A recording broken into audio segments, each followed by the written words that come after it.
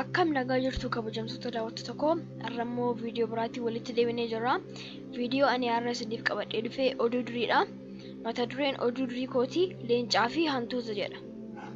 Oduu gara oduu durii kootiin seeniin dura warra subscribe hin goone amma subscribe gochuun, warra like hin goones amma like gochuun amma dhumaatti akkasiin na hordoftan kabajaan isin gaafadha. Amma walumaan gara oduu durii kootti haasennu. Leencaa fi hantuuta. Leenci guddaan irbaata gaarii nyaate tokko quufee qaalaa yookiin boolla isaa fuuldura rafaa jira ture. Gaaf tokko ciisee utuu waan gaggaarii abjoochaa jiru uumamni xinnoon tokko gama isaa tuttuqte. Leencichi harka isaa ol fuudhee wayita gama isaa tuttuqu akka tasaa hantuuta ofirratti qabate. Sin argadhe jedhee itti aade obbo Leencoon. Fucungitti gama koo keessaa maal hojjettaa amma sin nyaadha jedhee obbo Leencoon. Obbo Leencoo kabajamoo jette xiixxee hantuutittiin. Maaloo dhiifama naaf godhaa obbo Leencoo ta'uu keessan hin beekne citaa walirra tuulamee jiru natti fakkaattan. Ani immoo citaa mana kootii itti ijaarradhu barbaadaan ture. Maaloo har'a dhiifama naaf godhaa anis gaaf tokko gatii keessan nan deebisa. Gochaan gaariin tokko gochaa gaarii kan biraaf karaa saaqa jette hantuutittiin. Wanti hantuutittiin dubbatte sun leencicha dinqeennaan ol sagalee isaa ol fuudhee kolfe. Hantuutittiin akka deemtuuf erga gad dhiisee booda kolfaa akkas jedhee ofitti gungume.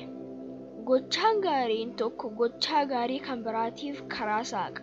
Hantuuta xinnoo of jajjuu akkamiitii jedhe. Oolmaa isaa gaarii akka ta'uuf waaqa kadhatee gaaf tokko ganama obboroon ka'ee gara adamoo deemuuf leenci karaarra bu'e. Garuu fagaatee utuu hin adeemin rakkoo hamaa keessatti kufe. Adamsitoonni leenca qabanii gara maasaraa mootichaatti akka geessaniif ajajaman bosona keessa deemanii leencicha fagootti cita keessatti argani. Suuta qaxxisanii wadaroo jabaadhaan erga isa hidhanii booda meeshaa dhagna isaatti xaxanii gara maasaraatti itti geessan barbaacha gara manaatti deebi'an. Leencichi wadaricha ciruuf yaalii hundumaa godhe garuu hin milkoofneef. Hantuutni xinnoo naannoo sanaa waa coccorachaa turte tokko akka tasaa wayita gurra ishee ol dhaabdu sagalee tokko dhageesse. Leenci deddeebisee aadaa ture. Sagalee kana nan beeka jettee ofitti gungumte hantuutittiin. Battaluma sanatti kallattii sagalichi dhaga'amutti fiiguutti kaate.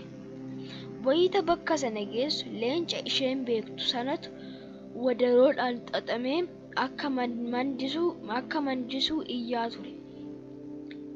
Obbo Leenco hin socho'in jette hantuutittiin. Wadaroo ciruuf ani mala gaariin qaba hin socho'in ani bilisan si baasa jette. Hantuutittiin ilkaan ishee itti dirtee wadaricha ciruu jalqabde.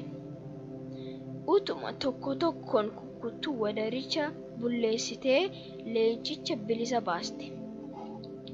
Wayita adamsitoonni sunniin meeshaa leencicha ukkaamsanii gara masaraatti geessan fidanii dhufan leencichi ol jedhee dhaabachuutti jira ture. Guyyaa tokko gatii kee nan baasa jedhee sitti himeen ture jetti hantuutittiin sagalee gammachuutiin. Argitee waadaa kiyya eegeen jira. Hantuutni xinnoon illee leenca gargaaruu ni dandeessi jetteen jedhama. Maddi oduu durii keenyaa kitaaba jeedalichaa fi durdurillee kan biroo kan jedhu irraati. Egaan kabajamtoota daawwattoota koo oduu durii har'aarraa waan gaarii akka baratan abdiin guddaan qaba.